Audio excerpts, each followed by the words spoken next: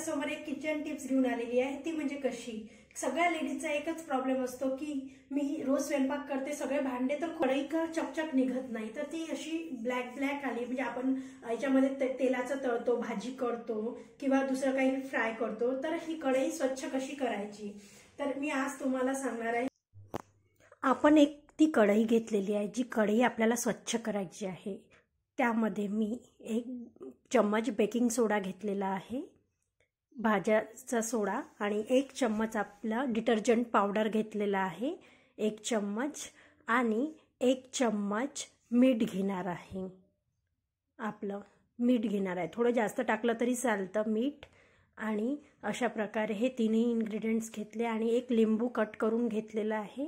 आणि आपण ते कट केलेल्या लिंबूमधलं अर्ध लिंबू छान पिळून घ्यायचं. असं पिळलं ना की ते छान असं वरती आलं, कारण की ते सायट्रिक ॲसिड असतं ना, त्याच्यामुळे रिॲक्शन होते आणि त्याच्यामुळे कढई जी आपली क्लीन होते. अशा प्रकारे मी चांगलं लिंबू पिळून घेतलेला आहे, बघू शकता. छान आहे ना, फसफसत आहे ना ते. आता त्यामध्ये आपण पाणी ॲड करणार आहोत. मी पाणी ॲड करत आहे. आणि कढई जी जोपर्यंत आपली कढईला जिथपर्यंत क्लीन करायचं आहे तोपर्यंत आपण तिथे पाणी भरून घ्यायचं आणि पाणी ॲड करून घ्यायचं अशा प्रकारे. आणि छान पाण्याला अशा प्रकारे उकळी येऊ द्यायची. पूर्ण उकळी आली की मग ती स्वच्छ निघते. थोडासा गॅस लागतो, तुम्ही म्हणाल गॅस जातं वाया, तर पण आपण क्लीन करत आहोत तर तेवढं तर लागेल. आणि एखादी अजून कढई छोटी वगैरे असेल तर तुम्हाला क्लीन करायची असेल ती पण आपण ॲड करू शकतो. अशा प्रकारे ती पण आपण कढई स्वच्छ करून घेऊ शकतो. छान त्याला अशी उकळी येऊ द्यायची.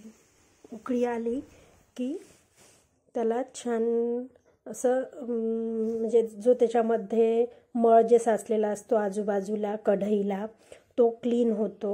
आणि ही छान अशी उकळी म्हणजे 15 मिनिट तरी उकळी येऊ द्यायची. आणि ते पाणी स्वच्छ ते गरम पाणी असतं म्हणून सांडशी घेऊन आपण ते काढून घ्यायची आणि बेसिनमध्ये ते पाणी ओतून घ्यायचं. आणि त्याला आपण छान अशा प्रकारे ताराची घासणी घेऊन आपण त्याला घासायचं. थोडी मेहनत कमी लागते, म्हणजे आपण साधी कढई जर घासायला घेतली ना तर त्याच्यापेक्षा आणि स्वच्छ निघून येते. म्हणजे अशी घासायची, जास्त जोर नाही लागत, पण आपण घासायची अशी. अशा प्रकारे छान स्वच्छ आपण ताराची घासणी घ्यायची आणि तिला पूर्ण कढईला असं घासून घ्यायची. मी इथे घासत आहे बघा, आणि ते निघत आहे. म्हणजे जे तेलाचा चिकटवा असतो ना, काळपट चिकटवा असतो ना, तो निघत आहे इथे बघा. अशा कढईला सगळ्यात जास्त जेव्हा आपण भाजी वगैरे करतो ना, सगळ्यात जास्त तेल उडतं. म्हणजे कढईच्या कडेला खूप सारं असं चिकट साचून जातं. तर अशा प्रकारे आपण त्याला घासून स्वच्छ करू शकतो, बघू शकता. तुम्ही पण नक्की एकदा घरी ट्राय करून बघा. ही छोटी कढई घेतली आहे, तिला पण आपण असं घासायचं. हे तेलाचा तडका टाकतो ना आपण, ती कढई आहे. ती तेलामुळे जास्त कढई आपली तशी होते बघा. स्वच्छ मी घासलेली आहे. आता याच्यामध्ये आपण पाणी टाकून धुणार आहोत, म्हणजे ती क्लीन झाली की नाही हे बघू. आता मी याच्यामध्ये पाणी ॲड करणार आहे आणि ती स्वच्छ झाली की नाही हे बघणार आहोत आपण. वाव, दिसतंय ना तुम्हाला, क्लीन होत आहे ना बघा. आणखी पाणी टाकत आहे आणि आणखी तिला स्वच्छ धुवून घेत आहे. म्हणजे आपली कढई अशी स्वच्छ होते बघा. तुम्ही पण एकदा करून बघा, तुमची कढई साफ करून बघा. माझा हा व्हिडिओ जर तुम्हाला नक्की आवडला असेल आणि हेल्पफुल वाटला असेल तर माझ्या चॅनलला सबस्क्राईब करा. अशाच नवनवीन किचनच्या टिप्स मी तुमच्यासाठी घेऊन येणार आहे. आणि माझ्या चॅनलला सबस्क्राईब नक्की करा, लाईक करा, हा व्हिडिओ शेअर करा, तुमच्या फ्रेंड सर्कलमध्ये शेअर करा. म्हणजे तुम्हाला नवनवीन व्हिडिओ अजून माझे पाहायला मिळेल आणि त्यांना पण पाहायला मिळेल. तर अशा प्रकारे एकदा आपण पुन्हा त्याच्यामध्ये पाणी टाकून बघा स्वच्छ करत आहोत. बघा किती काळा, म्हणजे थोडंसं मी पाणी टाकल्यानंतर पुन्हा घासलं आणि त्याला पुन्हा काळा पाणी निघालं. अशा प्रकारे आपण स्वच्छ कढई करू शकतो बघा. अशा प्रकारे आणखी पाणी टाकून मी स्वच्छ करत आहे. दिसतंय ना चकचक स्वच्छ कढई. वाव, नाईस ना. बघा खूप सुंदर दिसतंय.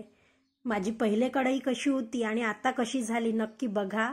आणि तुम्हाला खरंच आवडल्यास मला कमेंट्स करा, माझ्या चॅनलला सबस्क्राईब करा, नक्की विसरू नका. एकदम नक्की एकदा करून बघा, अशी क्लीन होते आणि खूप छान. आणि आपण पण खुश होतो इतकी चांगली माझी कढई निघाली. बघा छान, नक्की ट्राय करा. आणि माझा हा व्हिडिओ आवडला असेल नक्की सबस्क्राईब करा माझ्या चॅनलला. आणि अशाच टिप्स तुम्हाला कुठल्या कुठल्या पाहिजे मला कमेंट्स करा आणि मी अशाच नवनवीन टिप्स तुमच्यासाठी घेऊन येणार आहे. आणि माझ्या चॅनलला लाईक करा, सबस्क्राईब करा आणि शेअर करा. धन्यवाद.